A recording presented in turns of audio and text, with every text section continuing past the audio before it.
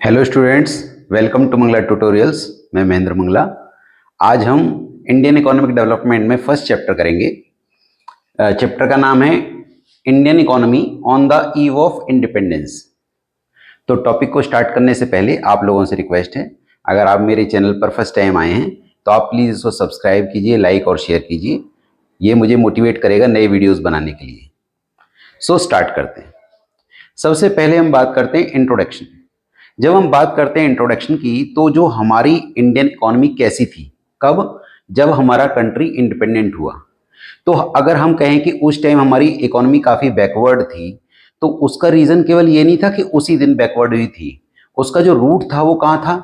जो रूट था वो हिस्ट्री में था। मतलब हम ब्रिटिश रूल के अंडर रहे। ईयर 1600 उसमें जो ब्रिटिश कंपनी हमारे पास, ईस्ट इंडिया कंपनी हमारे कंट्री में आई, तो उसने हमारे कंट्री को एक्सप्लॉइट किया। तो उसका जो रूट है कि हमारी इकोनॉमी बैकवर्ड क्यों हुई, वो because of the exploitation of the British rule. तो हमारी जो प्रेजेंट डे इकोनॉमी रही 1947 में, वो because of the British rule. तो बात करते हैं कि उन लोगों ने हमारी इकोनॉमी को कैसा बना दिया। उन्होंने बना दिया कि हम लोग रॉ मटेरियल सप्लायर बन गए उन लोगों के लिए, उनकी इंडस्ट्रीज के लिए। उनकी इंडस्ट्रीज के लिए हम क्या बन गए? Raw material supplier. More over केवल रॉ मटेरियल सप्लायर नहीं बने, अब हम उन लोगों का फिनिश गुड्स भी खरीद रहे थे। मतलब उन लोगों के फिनिश गुड्स की एक मार्केट भी बन गए। तो एक और बात इसमें हमने डिस्कस की है कि जो वेस्ट बंगाल था, उसके अंदर ढाका की मलमल बड़ी फेमस हुआ करती थी। ढाका की मलमल जो थी वो वर्ल्ड वाइड फेम रखती थी। बट हमारी जो हैंडीक्राफ्ट इंडस्ट्री है, उसको काफी हद तक इन्होंने खत्म कर दिया। और first half of the 20th century में अगर हम बात करते हैं, तो हमारी जो एग्रीगेट आउटपुट था वो लेस देन 2% था, और जो per capita income output growth थी वो अबाउट 0.5% ग्रोथ थी। तो 0.5% पर कैपिटा इनकम ग्रोथ थी, और आपका जो एग्रीगेट आउटपुट था वो लेस देन 2% था। तो इसका मतलब क्या था? इकोनॉमी कैसी रह गई थी 1947 में? The time when we became independent, that was stagnant economy, बिल्कुल रुकी हुई इकोनॉमी जिसमें ग्रोथ ना हो। तो स्टार्ट करते हैं कि भी low level of economic development under the colonial rule. मतलब जो कॉलोनियल रूल में जो डेवलपमेंट था वो कैसा था? मतलब वो लो लेवल ऑफ डेवलपमेंट था, मतलब डेवलपमेंट ना के बराबर था। सोल पर्पज उनका क्या था? कि अपनी इंडस्ट्रीज को प्रमोट करना। एग्रीकल्चर जो था हमारे कंट्री का मेन सोर्स ऑफ लाइवलीहुड था। मतलब हमारे कंट्री की मेजॉरिटी ऑफ पॉपुलेशन किस पे डिपेंडेंट थी? एग्रीकल्चर पे। हम ये सिचुएशन कब की देख रहे हैं? The time when we became independent. India was well known for its handicraft, cotton and silk industries, metal and precious stones. Worldwide market हुआ करती थी। अब आपने कहा सर ये वाली कौन सी सिचुएशन है, 47 की? नहीं, 47 से बहुत पहले की। मतलब हम बात करें मतलब ब्रिटिश रूल से पहले हमारी जो इकोनॉमी थी वो वेल नोन थी हैंडीक्राफ्ट के लिए, कॉटन के लिए, सिल्क इंडस्ट्रीज के लिए, मेटल और प्रीशियस स्टोन के लिए, पूरे वर्ल्ड में। बट बाद में क्या हो गया? आफ्टर ब्रिटिश रूल हम क्या बन गए?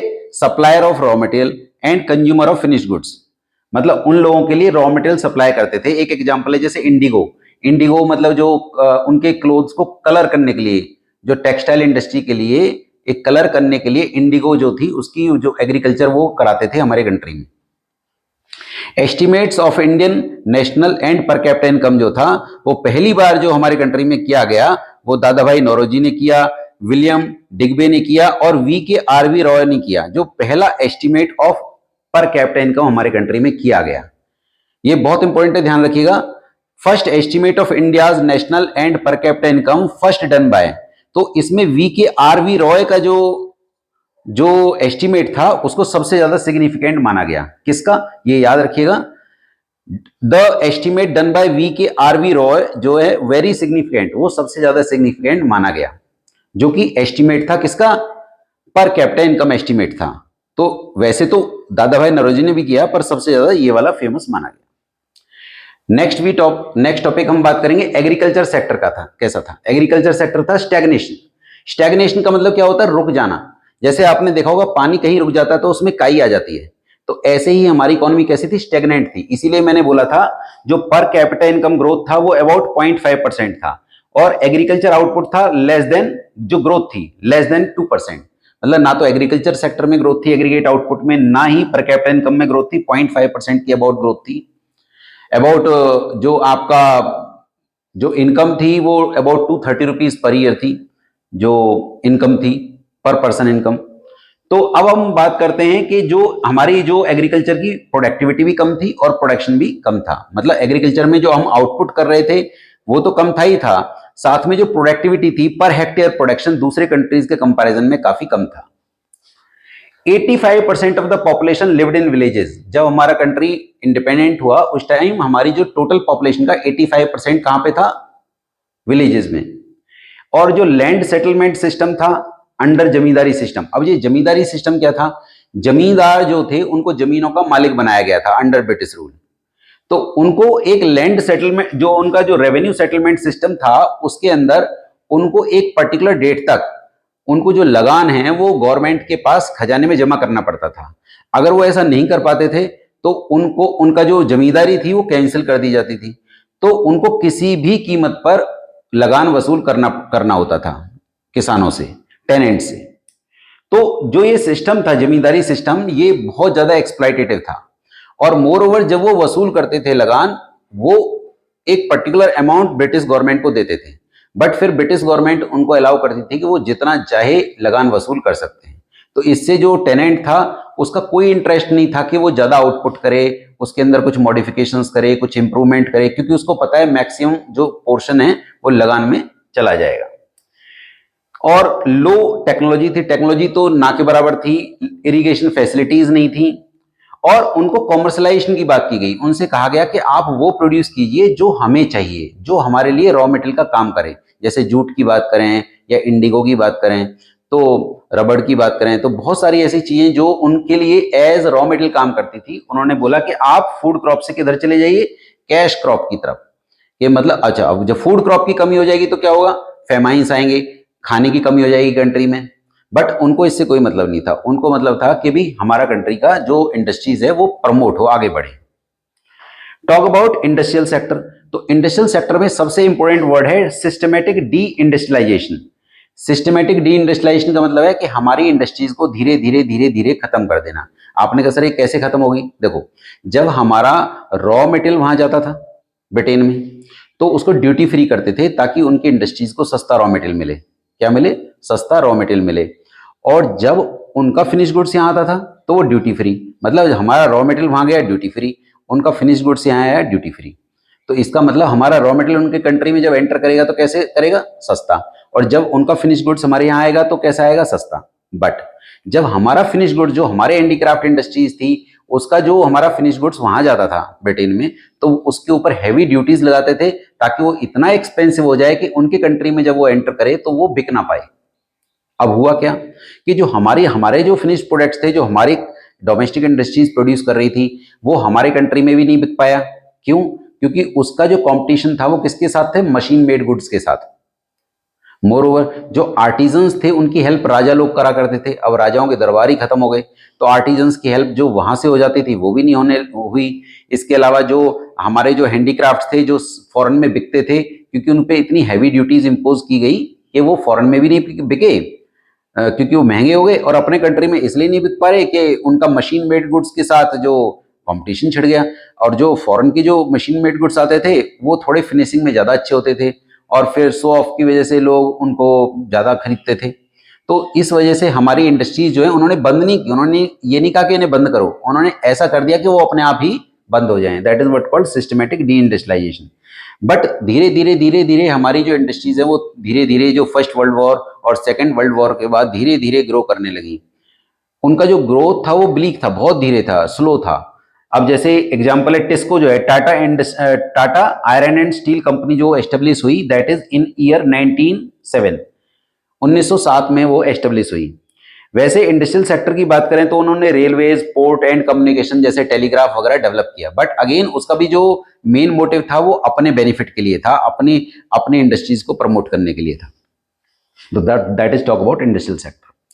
फॉरेन ट्रेड की बात करें तो हमारा 50% से ज्यादा, मोर देन हाफ जो ट्रेड था वो किसके साथ होता था? ब्रिटेन के साथ। और रेस्ट ऑफ द ट्रेड होता था चाइना, श्रीलंका और पर्सिया लाइक ईरान के साथ।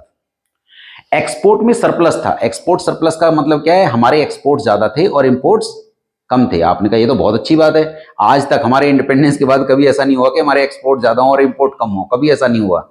बट एक्चुअली उसका भी बेनिफिट उन्हीं को जाता था। कैसे? जो सरप्लस आता था वो कंट्री के डेवलपमेंट पे खर्च नहीं किया, उन्होंने अपने ट्रूप्स पे खर्च किया, एडमिनिस्ट्रेशन पे खर्च किया, पर कंट्री के डेवलपमेंट में और लैंड की इंप्रूवमेंट पे, जो जमीन के इंप्रूवमेंट पे कुछ खर्चा उन्होंने नहीं किया। और मोरओवर जो हम एक्सपोर्ट करते थे बल्क में इतना सारा हम एक्सपोर्ट करते थे, रॉ मटेरियल और फिनिश गुड्स आता था उसी की वैल्यू का अबाउट इतना, थोड़ा सा कम। तो कुल मिला के हम बहुत ज्यादा तो रॉ मटेरियल एक्सपोर्ट करते थे और फिनिश गुड्स थोड़ा सा करते, फिनिश गुड्स मंगाते थे, थोड़ा सा आता था, बट उसकी वैल्यू जो बहुत सारा जो रॉ मटेरियल उसके बराबर होती थी। तो कहीं ना कहीं उसका भी बेनिफिट उन्हीं को जाता था। अब हुआ क्या, स्वेज कैनाल जो है वो एक आर्म ऑफ रेड सी के अंदर है, उसको आर्टिफिशियल वाटरवे कहा गया, जो कि 1869 में ओपन कर दी गई। इससे क्या हुआ कि जो ट्रांसपोर्टेशन कॉस्ट है वो बहुत कम हो गई। जो पहले जो सामान जाता था वो पूरा पूरा अफ्रीका कंटिनेंट को क्रॉस करके जाता था, वो बीच से एक रास्ता निकाल दिया गया, आर्टिफिशियल वाटरवे, जो कि ओपन हुआ 1869 में। उसके ओपन होने से जो फॉरेन ट्रेड था ब्रिटेन के साथ वो बहुत तेजी से होने लगा। तो कहीं ना कहीं फॉरेन ट्रेड में भी उन लोगों ने हमें मतलब एक तरह से अपना ही बेनिफिट देखा। डेमोग्राफिक कंडीशंस की बात करें, डेमोग्राफिक मतलब रिलेटेड विद द पॉपुलेशन हम बात करें, तो जो हमारा पहला सेंसस हुआ वो 1881 में हुआ, पहली बार 1881 में, फर्स्ट टाइम। बिफोर 1921 जो बिफोर 1921 जो है हमारा जो पॉपुलेशन था, उसकी जो डेमोग्राफिक ट्रांजिशन थी वो फर्स्ट स्टेज थी। आपने कहा सर फर्स्ट स्टेज क्या होती है? फर्स्ट स्टेज में बर्थ रेट और डेथ रेट दोनों ही बहुत ज्यादा होते हैं। मान लीजिए किसी फैमिली में 12 या 13 बच्चे पैदा हुए, जिसमें से 12 मर गए और एक बच गया, मतलब या फिर सारे मर गए, तो ग्रोथ या तो ना के बराबर थी या थी तो बहुत कम थी। तो पहली स्टेज में क्योंकि बर्थ रेट बहुत ज्यादा, डेथ रेट भी बहुत ज्यादा, जितने बच्चे पैदा हो रहे हैं उतने ही मर जा रहे हैं, इस वजह से ज्यादा ज्यादा बच्चे पैदा किए जाते थे एक फैमिली में, क्योंकि ये नहीं गारंटी थी कि कितने बच्चे जिंदा रहेंगे। तो हम पहली स्टेज में थे 1921 से पहले। 1921 के बाद हम आ गए सेकंड स्टेज में, और सेकंड स्टेज में क्या होता है, बर्थ रेट गिरता है पर डेथ रेट बहुत ज्यादा गिर जाता है, तो गैप आता है। जैसे मान लीजिए फैमिली में बच्चे पैदा हुए 4 या 5, जिनमें से एक मर गया, तो मान लीजिए 3 बच गए, तो पहले एक बच रहा था अब 3 बच रहे हैं, तो इसका मतलब ग्रोथ तेजी से होने लगी। इसलिए 1921 is also called year of great divide. मतलब इस 1921 के बाद कभी भी हमारे कंट्री की पॉपुलेशन गिरी नहीं, केवल बढ़ी। लिटरेसी रेट था near by 16%, female literacy rate था अबाउट 7%, देखिए काफी डाउन था। और आपकी बात करें इन्फेंट मोर्टेलिटी रेट, जो बच्चों के मरने का रेट था, बच्चों के जो बिल्कुल पैदा होते ही जो बच्चों के मरने का रेट था, अबाउट 218 पर 1000, हजार में से 218 बच्चे इमीडिएट मर जाते थे। इन्फेंट मोर्टेलिटी रेट जो था, जो कि आज की डेट में नियर बाय 33 पर 1000 है। जो लाइफ एक्सपेक्टेंसी थी, जो एवरेज लाइफ थी लोगों के जीने की, दैट वाज अबाउट 32 ईयर्स, जो कि now at present approximately 69 years है। तो आप देख सकते हैं कि हेल्थ फैसिलिटीज कितनी इंप्रूव हुई। तो that is what called demographic conditions. Talk about occupational structure, 70 to 75% जो पॉपुलेशन थी that was engaged in agriculture, 10% in the manufacturing and 15 to 20% in the service sector. बात करते हैं मद्रास प्रेसिडेंसी जो है, जो कि आज की डेट में तमिलनाडु, आंध्र प्रदेश, केरला, कर्नाटका, बॉम्बे, अच्छा कर्नाटका है, और इसके अलावा बॉम्बे और बंगाल, ये जो एरियाज थे इनमें धीरे धीरे एग्रीकल्चर से शिफ्ट दिखा, agriculture towards in manufacturing and service. मतलब इन एरियाज के लोग धीरे धीरे शिफ्ट कहां करने लगे, एग्रीकल्चर से किधर शिफ्ट करने लगे, towards manufacturing and service sector. But 3 areas थे, ओडिशा, राजस्थान और पंजाब, इनमें शिफ्टिंग आने लगी टुवर्ड्स एग्रीकल्चर, मतलब इधर एग्रीकल्चर का प्रमोशन ज्यादा होने लगा और इन एरियाज में मैन्युफैक्चरिंग और सर्विस की तरफ लोग धीरे धीरे जाने लगे। Talk about infrastructure. इंफ्रास्ट्रक्चर की बात करें तो इंफ्रास्ट्रक्चर का मतलब होता है जैसे रोड, डैम्स, इलेक्ट्रिसिटी, ये सब क्या है आपका इंफ्रास्ट्रक्चर है। तो रेलवे उन्होंने डेवलप किया, पोर्ट डेवलप किया, टेलीग्राफ डेवलप किया। अगेन सबका बेनिफिट अपना ही था, क्योंकि पोर्ट्स डेवलप होंगे तो वहां से ट्रेड करना इजी होगा, वहां से सामान ले जाना इजी होगा, लाना इजी होगा। रेलवे डेवलप किया इंटरनल ट्रांसपोर्ट के लिए, ताकि कंट्री के अंदर से रॉ मटेरियल ले जाना इजी हो पोर्ट तक, और पोर्ट से अंदर तक फिनिश गुड्स लाना इजी हो। टेलीग्राफ डेवलप किया एडमिनिस्ट्रेशन के लिए, अपने ओवरऑल एडमिनिस्ट्रेशन के लिए, किस तरीके से वो पूरे कंट्री को एडमिनिस्ट्रेट करेंगे उसके लिए उन्होंने टेलीग्राफ स्टार्ट किया। रेलवे इंट्रोड्यूस किया था हमारे कंट्री में 1950 में, और जो फर्स्ट ट्रेन जो चली रन हुई Bombay to Thane, that was in 1853। और एक टाटा एयरलाइंस, टाटा ने अपनी एयरलाइन स्टार्ट की थी जो टाटा ग्रुप से, तो वो 1932 में स्टार्ट की, 1932। तो ओवरऑल मैंने डिस्कस किया कि हमारी इंडियन इकोनॉमी कैसी थी on the eve of independence. Hopefully आपको वीडियो पसंद आएगा। Thank you so much for watching my video.